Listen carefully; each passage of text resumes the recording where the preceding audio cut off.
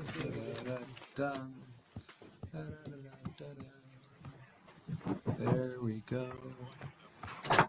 Awesome. I think we got it. Okay, Zach, we're about to start, bud. Yep. Okay, we're going live. Sorry. Zach.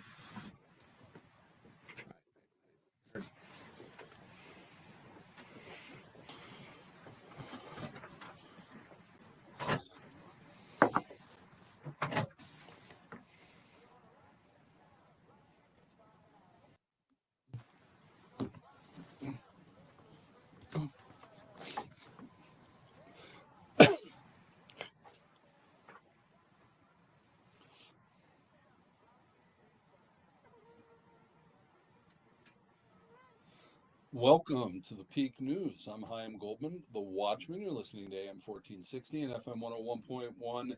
The Answer. Welcome to a new week here at the Peak. Thanks so much for being a fan or a first time listener. Whatever you are, we're so happy to have you here as we bring grassroots citizen journalism to our area.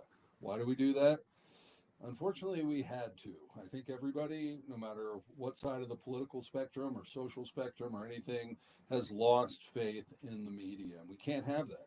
You can't have the institutions that are supposed to be truth tellers in our society fail us. How are we supposed to do anything? How are we supposed to act on any good information, on intel? How are we supposed to run our businesses or our families or anything else if the information that we're getting is biased in order to try to get us to think a certain way or not know about things? That's no good. So, what do?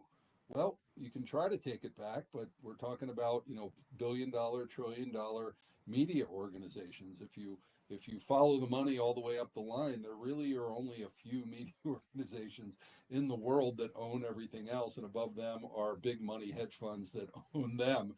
And so I don't think that we can take it from the top. So what do? We take it from the grassroots level, from the bottom up. That's how you have a revolution, is from the bottom up. And we need that in media.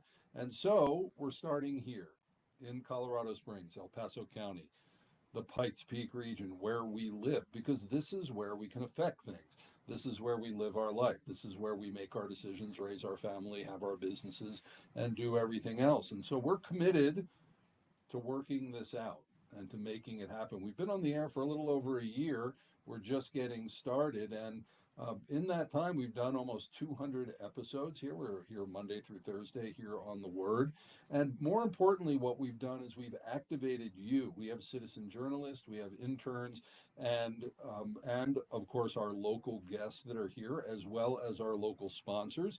So much of the reason that big media fell was because it got bought and paid for and influenced by money. So how do we get around that? Well, we just have local businesses that are sponsoring us. Nobody is so big that they can tell us what to do or influence our editorial. And they know that coming in because all of our sponsors love what we're doing and love bringing this to you. So we are local news told by local citizens, supported by local business. That's how we take it back. And so we invite you very specifically to be a citizen journalist. What does that mean? Well, after talking about it for a year and having some come in informally, starting next Monday, the 3rd of March, we are having our very first citizen journalist training, official certification. It's 4 weeks in a row, Monday evenings, and we're going to teach you the basics so that you can be certified to be a citizen journalist, credentialed by the Peak, and help us tell stories in this area. So we invite you to go to our website, thepeak.news, and apply. Yes, you need to apply. We want to know about you, and if you're a good candidate for this, we're limited. We're only having a dozen students max in the class. So go to thepeak.news, go to the citizen journalist link, read about it, and see if you want to apply. Again, it's just 1 week from today, so get out there and do that. Regarding our sponsors, we say thanks to all of them, especially Springs Dentist, our platinum sponsor, and Dr. Craig Summer, Holistic Dentistry in Colorado Springs. Now, what are we doing on today's program? Well, we have This is Business and Culture Monday, and we're focusing in on the military because our guest for the hour is retired Colonel Bob McLaughlin, Executive Director of the Mount Carmel Veterans Services Center. It provides all kinds of different programs to our local veterans, and today we're going to be talking about veterans issues. Bob McLaughlin, thanks so much for being on the Peak. I'm glad to be here. I look forward to talking. Is his mic up there, Seth? Okay. Step into the mic a little bit there. All right. Okay. Is that better? Yes. Now, today, you told me is the 1 year anniversary of the passing of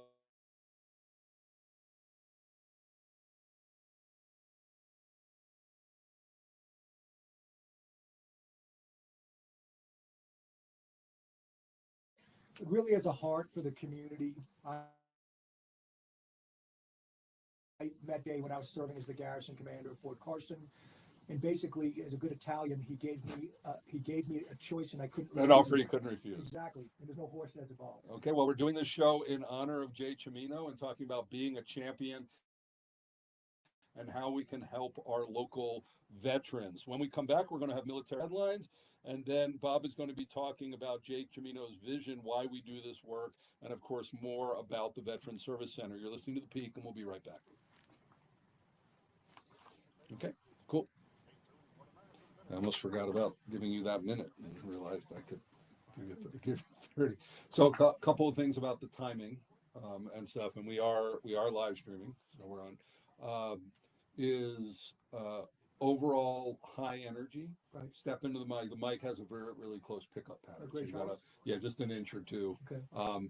And because it's just voice, Right.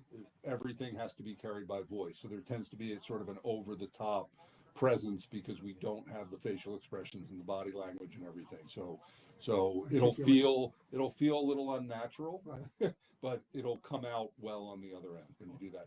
Otherwise, also emotion, like radio theater, like everything has to be voice. Right. So pauses, just any kind of expression of emotion. If it's not done vocally, it stays in the booth. So that just helps the storytelling. If you think about that sort of radio theater or acting or dramatic, but having it come through the voice. As far as timing, when we get to your monologue, you'll have about 4 minutes. So I'll give you a 3, a 2, a 1, and this means 30 seconds. Right. So that gives you time to finish up Okay. and put a last statement on. Otherwise, throughout the program, if you see this, that means wrap it up. So you have about 10 or 15 seconds to finish up so I can get to the next point. Okay. If you hear music, like last time, I'm 30 seconds from break. So Right. if you ever get to, that's like our warning track on the baseball field. Right. So if you hear music, definitely finish up and get it back to me because I have to close. Right. And during it, if you see me hold up a finger or two, that's a budget. That's an approximate time budget of Right. I'm saying, hey, take another minute to answer this approximately and then get it back to me. Great. So that's how we, in the booth, keep it lively without people knowing that we're, giving cues and other than watching Facebook. But Like streamers. yeah, but overall, that's why I don't like doing phone interviews because it's impossible to Right. sort of get that rhythm and that energy and keep the flow. But otherwise, I'll keep things on pace. You just focus on delivering the best content and representing what you want to represent, and you'll notice that things go by quick on the show. So that's in radio. You got to get to the point. There's not a lot of time for heading off on a tangent. Basically straightforward, answer the question, and you'll have a couple of minutes for each one. The headlines, we have about 2 to 3 minutes each headline. When we get into the questioning, you have about 2 or 3 minutes. The monologue is obviously yours to Right. fill. If you come up short on the monologue, Right. I'll ask a follow-up. So Okay. don't get nervous about that. But if you can take the whole time, Yep. take it. Any questions? Or No questions. anything? Okay. Okay, so I should probably look at these articles while I have a minute left.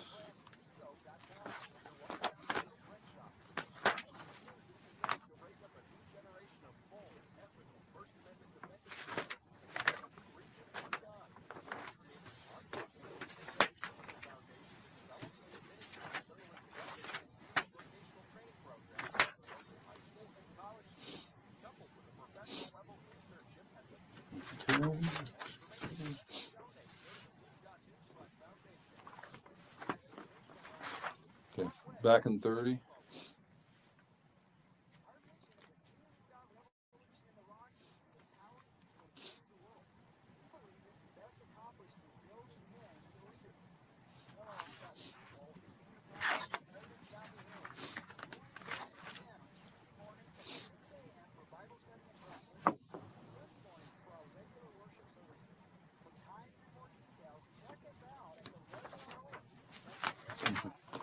Okay, here we go.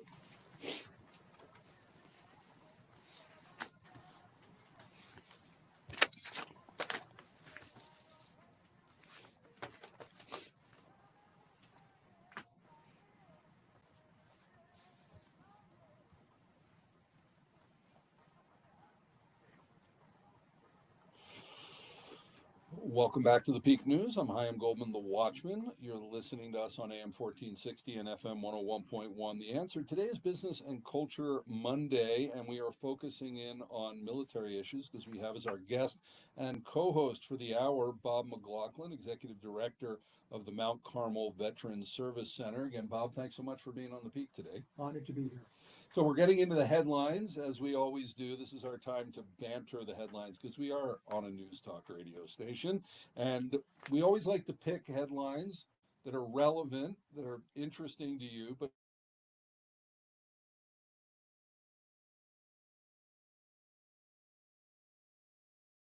fit the guest.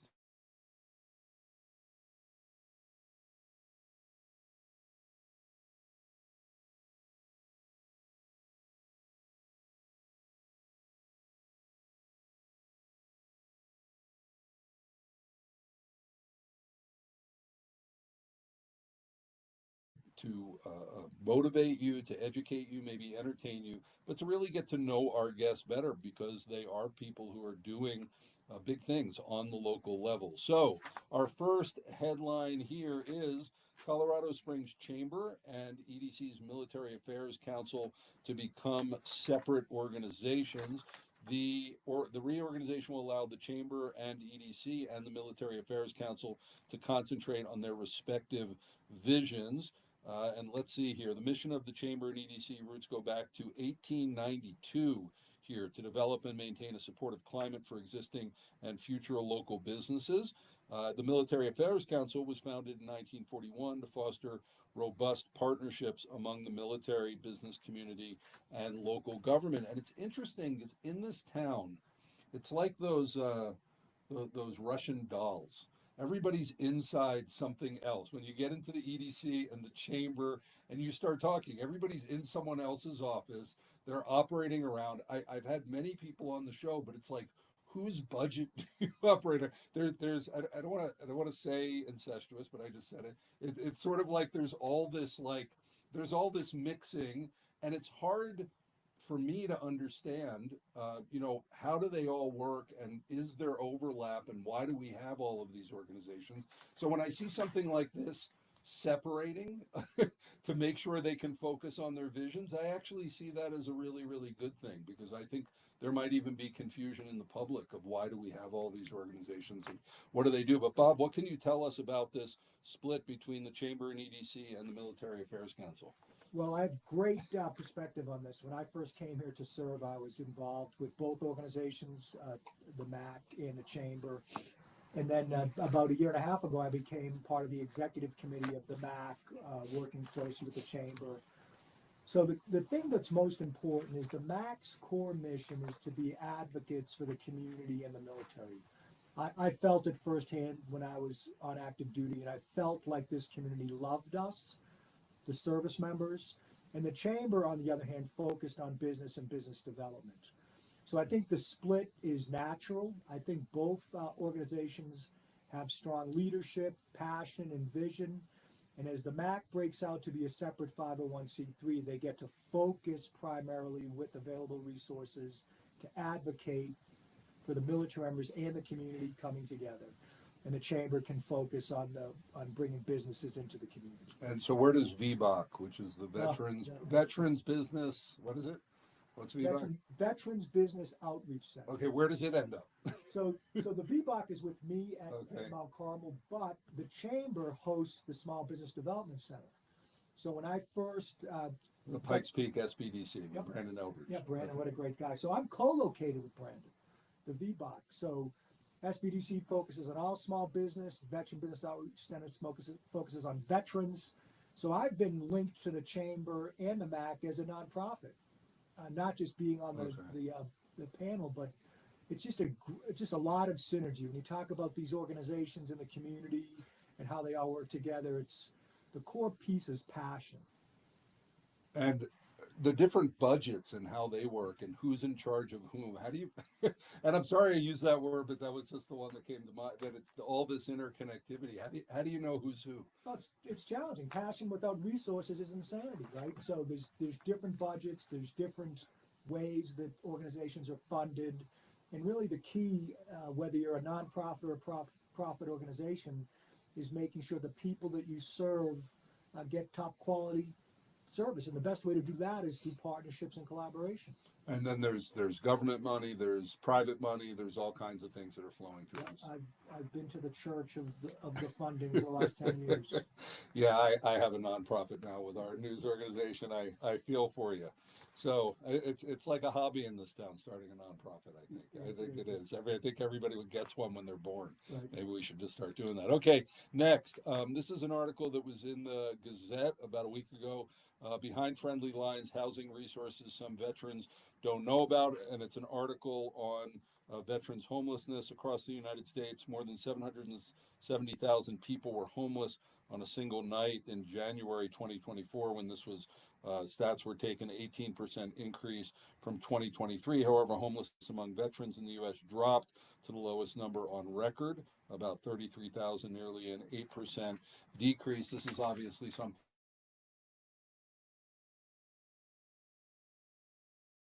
at Mount Carmel. So tell us some about local veteran homelessness. So there's the mark in time that says how many homeless total in Colorado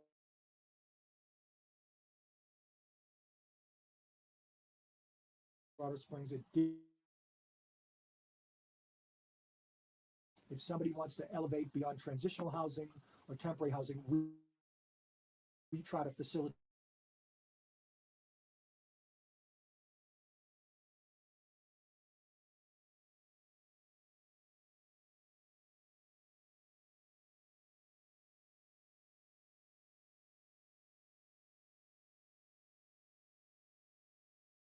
Homelessness here in town. So I would say the in the article it says getting to zero, very very challenging to get to zero homelessness, but for us sometimes the mark in time says is 110 to 300, and frankly I'm not sure what the numbers are today, but whatever it is, it's too much, and we've got to do whatever we can to help those veterans that aren't housed to have the opportunity to become housed.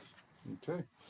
Final article, Fort Carson making changes to dining after soldiers voiced complaints. I think this is something we covered a couple months ago, where they were vocal that they're not getting fed properly, not proper resources for our active duty members down there, and they're making changes. Lieutenant Colonel Sarah Gilbert, Assistant Chief of Staff for Sustainment, said the base has opened all its dining facilities for weeknight dining for consistency, and a survey is available to all customers to provide feedback. And they're making changes down there to feed our troops better. What do you know about this? Well, I'm a big fan of the rumor mill, and the rumor that I heard about a month ago was, my God, Fort Carson can't afford to feed their troops, which is completely not accurate. It's really knowing what the soldiers want, and what they really want is convenience.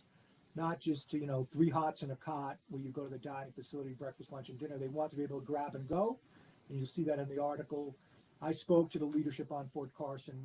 They did a lot of work to make it convenient, so the troops they don't have to go in and sit down. They can, and I think there's a picture in that article of them grabbing things right out of it. It's like a convenience store. That's set like up like the McDonald's, Burger King, and Dairy Queen all combined, right?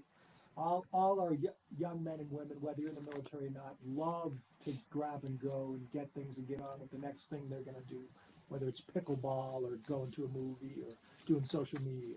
Well, hopefully the food is healthy, because those grab and go things tend to not be so healthy, and we want them to be healthy and get nutrition. So I don't know, maybe with RFK Jr. in, we're going to start seeing food quality go up around the United States. And certainly I would advocate that it starts with those who are in service, because they need to be paying attention much better than the rest Plus, of they it. do a lot of physical training, and Ab- they do have 18 to 24-year-old metabolisms. Absolutely. We have with us here on the Peak Bob McLaughlin, Executive Director of the Mount Carmel Veterans Center. When we come back, we're going to be talking about Jay Chimino, who started his vision and why they do their work. We'll be right back.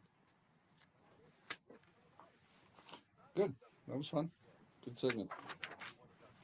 Okay, so we have 3.5 minutes. We're on your monologue segment on page 3. Do you have your bullet points ready, or do you have anything there? Okay. So again, I'll give you time cues, and You'll just have to shove me up on this one. well, when you get down to 30 seconds, you got to put your final chapter on there. So, Right. but I'll intro you.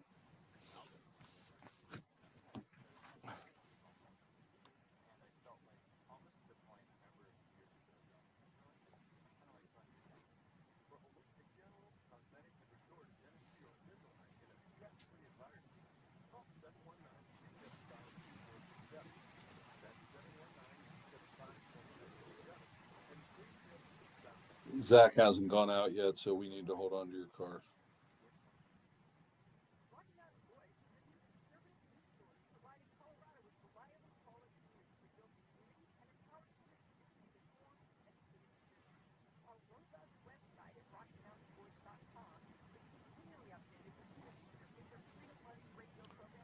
Most likely, comma, I'll talk to you after.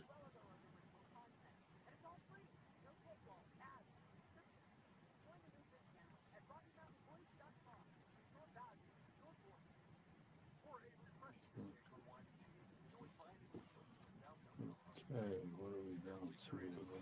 That's 10, 2 minutes.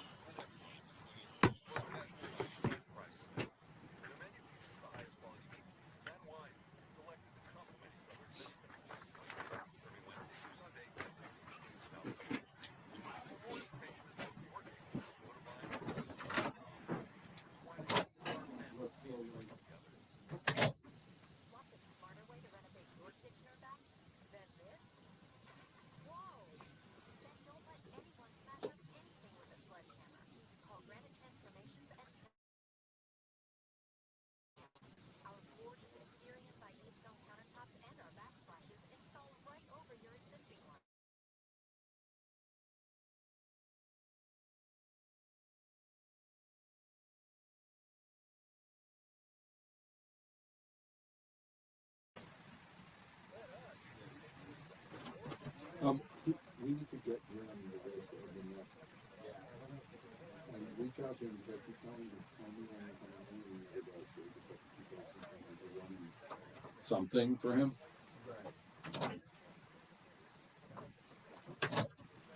Okay.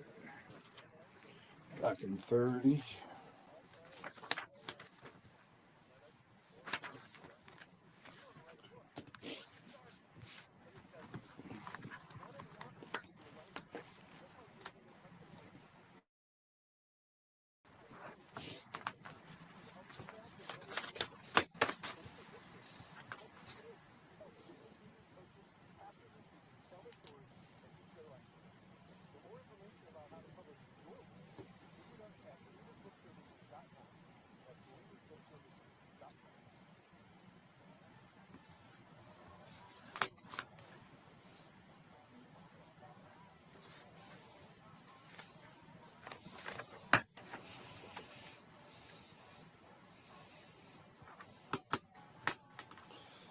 Welcome back to the Peak News. I'm Chaim Goldman, the Watchman. You're listening to AM 1460 and FM 101.1.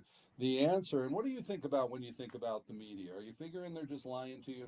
Like, is that when we turn it on, we go, okay, I'm trying to get some information here, but I got to figure I have to filter this. Well, we're trying to be an organization that you can completely trust. And part of that is that we are a citizen journalist organization, and we are your neighbors. So we're in this together. We're not across the country just trying to, sell ad time. We're here, and this information is important to us. What happens in our community is important to us. And if you would like to be a citizen journalist, we'd love to have you join our training. Our very first certification training starts March 3rd, just a week from today. Go on our website, thepeak.news, under the citizen journalism link for more information and to apply. We'd love to have you join the team as we here at the Peak say the quiet stuff out loud. And with your help, we'll say it even louder. Well, we have with us as our guest and co-host for Business and Culture Monday, Bob McLaughlin, Executive Director of the Mount Carmel Veterans Service Center. And it was started by Jay Cimino, who died exactly a year ago. So we didn't know that when you came on, but this is honoring him a year since his passing. And Bob is going to give us some words about Jay Cimino's vision and why we, the Mount Carmel Veterans Service Center, does its work. Bob McLaughlin. Well, I'm honored to talk about Jay. I met Jay about a little over 15 years ago when I was serving as the garrison commander of Fort Carson. Jay had three major passions in life. One was his hometown of Trinidad. The other one, of course, was business, the car business, because that's where you get the dinero. And then helping veterans and nonprofits. Jay started a nonprofit in Trinidad. Our Lady of Mount Carmel was his childhood church. He purchased it and built the Mount Carmel Health and Wellness Center in Trinidad and opened the doors in 2011. I met him a little bit before that, and we were just at the hip, knowing what needed to be done to help military veterans and their families. And he said, we're going to take the Mount Carmel brand and move it to Colorado Springs and help veterans. And of course, I thought he was smoking something funny. And I had orders to Afghanistan. And when I came back, he grabbed me and basically, told me we're going to do this together. I know you think you're going to go back to the East Coast and seek your fortune as a government contractor, like all retired colonels do. And he said, I know you don't want to do that. You want to help people. And before I could answer him, he kind of answered my question for me. And that's what started the Mount Carmel Veterans Service Center. His vision and the lessons that I learned from helping soldiers on Fort Carson, I applied to helping veterans and service members with Jay's vision to make care accessible, easy to get service, and basically do it with partners. He used to always tell me, Colonel, you can't do anything alone. There's no I in team. Make sure you build partnerships. So I'll tell you today, after 10 years of doing this business, we have about 400 partners from around the community that are helping us with our services. And his vision was always make it easy and serve those who have served. Jay was a former Marine. Jay served in the Marine Corps, and he was helped when he was a Marine and knew that he wanted to give back to the community. He's done some amazing work in other ventures helping the community, but his real passion was helping veterans, and it's been my privilege to be able to deliver on that for the last 10 years with our variety of wraparound services in growth in Southern Colorado to make it easy. 3 years ago, he told me to expand. He didn't say what the budget was, but he said, go expand and do more work. And of course, you talked about budgets earlier, passion without resources is insanity. And we're certainly not insane, so we had to get resources to help more veterans. And really, that's what it's all about, making sure that you're there at the right time, at the right place to help service members or veterans that might be in need of initial help, whether it's behavioral health or supportive services. And that's why we built Mount Carmel. And that's why I have the privilege for the last year of living Jay's legacy and his passing. Because legacy is so important, and I'm here to do it every day. So one of the last things, and you showed this to me, there was a quote about being a champion. So speak about that legacy for about 30 more seconds. It's awesome. So in a nutshell, Jay was from the city of champions, Trinidad, Colorado, who actually won a state championship as a high school football player. A champion is not perfect, but is an ordinary person who aspires others to be great. You're listening to The Peak on AM 1460 and FM 101.1. The Answer. We have as our guest Bob McLaughlin, Executive Director of the Mount Carmel Veterans Service Center. When we come back, we're going to be talking about how to help veterans in our community. We'll be right back. I lost 10 seconds there somehow. I guess I hit my clock late. Okay, this is just a 2-minute break, and then we're into segment 4. So this is where we get into the meat of things. So you'll have about 2.5 minutes an answer as we go through that. So 2.5 minutes per or for the whole thing? Yeah, it's 12 minutes total. So by the time I introduce